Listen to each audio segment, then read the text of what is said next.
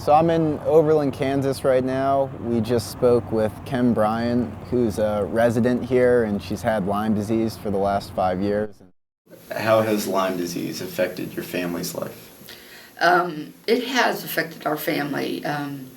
My husband's been very supportive through this whole thing. He's been my knight in shining armor, and in fact, in our town we have a trophy and medal shop, and I gave him a hero medal just because it's been so rough.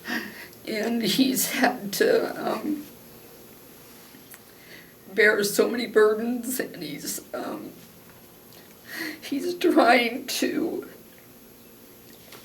support us to make a living. He's been very supportive. I'd call in the middle of the day and say, "You've got to come home, I'm just so sick." And he would stop his day and come home and be with me. And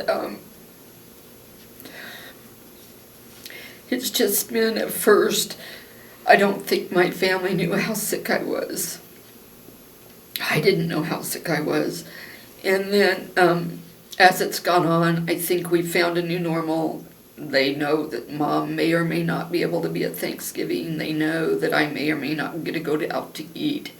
My grandkids come over and play, and some days I can play very well with him, and some days I can't. And even my little grandson, we have a black tire horse tied to a tree, and he even noticed, he says, "Grandma, you're just not as strong as you used to be, are ya?"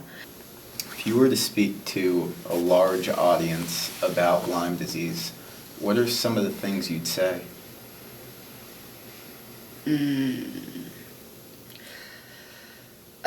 Well, first, talking to the patients, if you think you are deathly ill, you probably are deathly ill.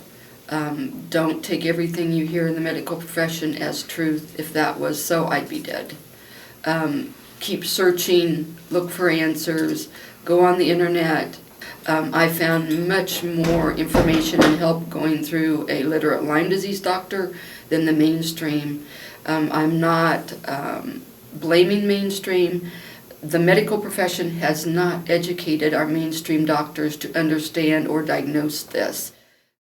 All of these interviews and speaking with patients, it's an emotional experience. It's troubling, a little bit infuriating sometimes, and it just breaks your heart.